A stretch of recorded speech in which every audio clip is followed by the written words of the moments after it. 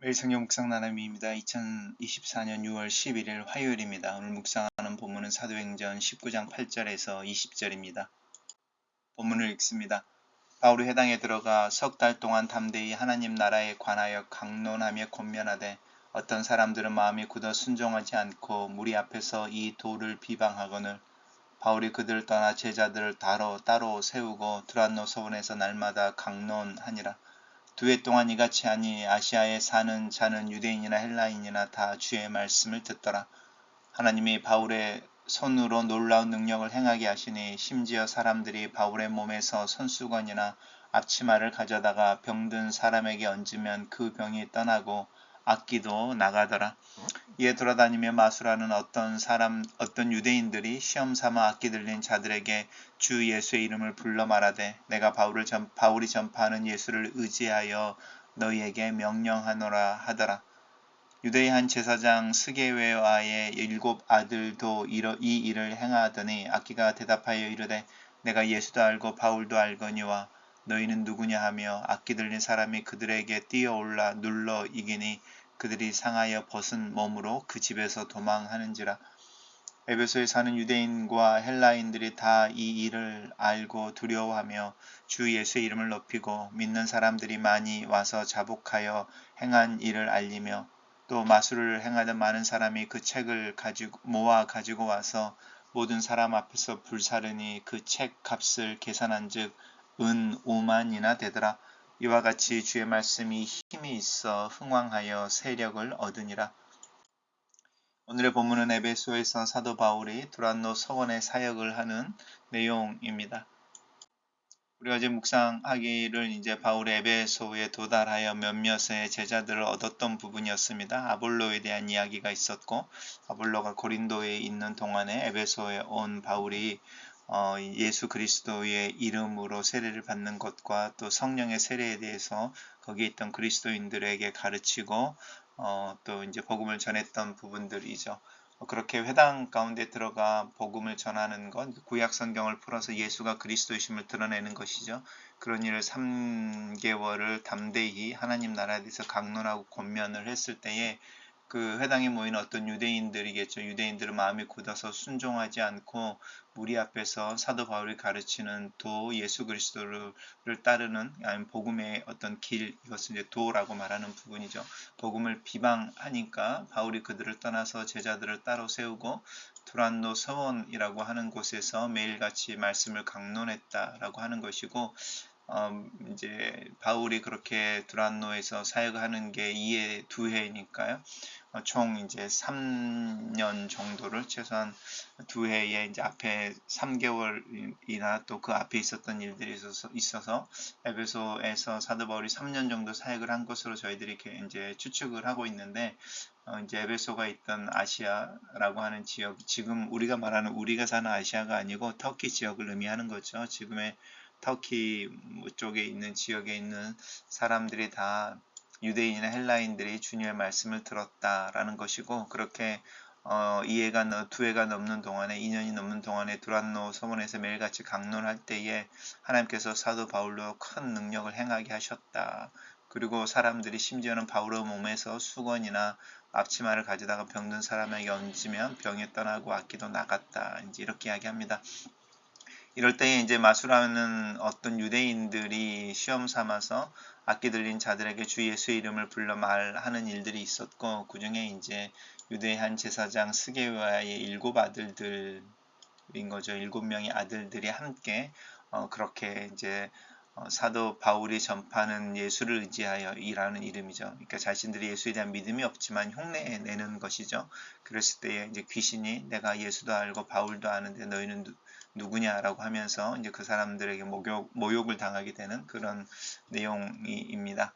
그래서 이제 그렇게 2년이 넘게 두란노 서원에서 말씀을 강론하고 하나님께서 바울을 통하여 많은 능력을 행하는 것을 통해서 에베소에 사는 유대인과 헬라인들이 이제 다 주의 말씀을 들었다는 것뿐만 아니라 이 일을 알고 두려워하여라고 하는 거죠. 이 스게와의 아들 7명에게 일어났던 일인 거죠. 귀신이 내가 예수도 알고 바울도 아는데 너희는 모른다라고 하는 부분이죠.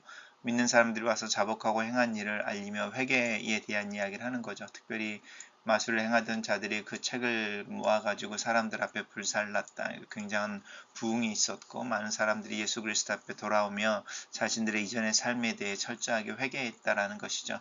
특별히 마술을 행하던 사람들이 그 마술과 관련된 책들을 모아서 불을 살랐는데 그것이 은이 5만이나 됐다라고 하는데요. 이 시대에는 은이 금보다 더 귀하게 여기던 시대여서 은 5만이라고 하는 부분입니다. 결론은 이와 같이 주의 말씀이 힘이 있어 흥왕하여 세력을 얻었다라고 에베소에서 바울의 말씀 사역에 대해서 이야기하고 있습니다. 단락을 요약해 보겠습니다.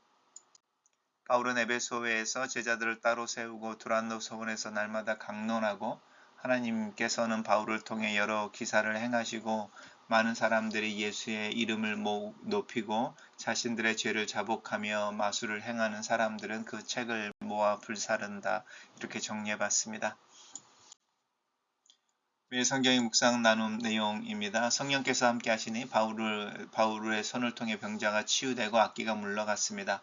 엘리사가 엘리야의 겉옷을 주어 요단 강물을 치고 건넜던 것처럼 바울의 몸에서 가져간 옷과 앞치마에도 치유하는 역사가 나타납니다.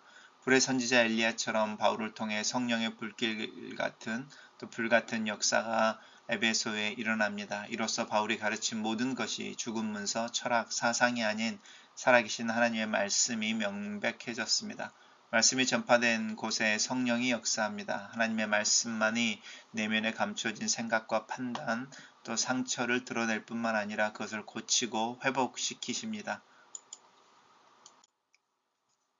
예수님의 이름은 이방 종교의 주문이 아닙니다. 예수를 왕으로 인정하지 않는 자들에게 예수라는 이름은 아무런 의미도 능력도 없습니다. 예수를 나의 왕으로 인정하는 자들, 그분의 말씀을 수용하고 순종하는 자들에게만 주 예수 그리스도의 이름의 능력이 진실로 나타납니다. 에베소의 말씀의 권능이 많이 나타납니다. 말씀의 권능으로 죄를 자복하고 우상 숭배에서 돌아서는 자들이 많아졌습니다. 에베소 사람들이 하나님을 경외하고 은 5만이나 되는 마술과 관련된 책들을 불사르는 손해를 기꺼이 감당합니다. 경제적 이익보다 중요한 것이 믿음인 줄 알게 된 것입니다. 말씀은 삶의 변화 또 회개를 일으킵니다. 말씀이 흥황하니 많은 사람들이 회개하고 그리스도 이름 아래에 모여들었습니다. 에베소에 하나님의 큰 기쁨이 임했습니다. 바울의 꾸준한 전도로 아시아의 복음이 전파됩니다. 고린도에서 1년 6개월, 에베소에서 2년 동안 바울은 매일 말씀을 가르치고 토론하며 강론했습니다. 강론은 양 방향의 대화를 의미합니다. 그 일을 2년 동안 날마다 하는 것은 결코 쉽지 않습니다. 내면의 권태, 외부의 배타심과 모욕을 물리치지 않으면 지속할 수 없습니다. 하지만 바울의 인내로 아시아 전체가 주의 복음을 들을 수 있었습니다. 가루 서말 속에 갖다 넣은 누룩이 부풀어 오르듯이 하나님의 나라가 점점 확장되고 있습니다. 열매를 얻으려면 수고와 인내 또 순종이 필요한 법입니다. 나에게 꾸준한 수고를 요구하는 주님의 일이 무엇인지 생각해 봅시다. 글로 쓰는 기도입니다. 살아계신 하나님, 먼저 내가 예수 그리스도의 복음을 더 정확히 알게 하시옵소서. 그리고 그 말씀을 나누고 가르치며 또 그 말씀을 따라 순종하며 살게 도와 주시옵소서. 성령의 능력이 내 삶 속에 나타나기를 기도합니다. 그리스도를 영화롭게 하는 일이 내 삶의 우선순위가 되며 내 삶이 그리스도를 영화롭게 하는 것으로 그 방향이 고정되게 하시고 그렇게 살아가는 중에 내 삶 속에 성령의 역사가 나타나며 내 삶 속에 나타나신 그리스도께서 그렇게 영광을 받으시기를 기도합니다. 나로 말씀 앞에서 겸손하게 하시고 또 말씀을 나누는 일에는 담대하게 하시며 나와 내가 이루는 교회가 그리스도의 복음을 나누는 일에 열심을 낼 수 있도록 은혜를 더하여 주시옵소서. 예수님 이름으로 기도합니다. 아멘.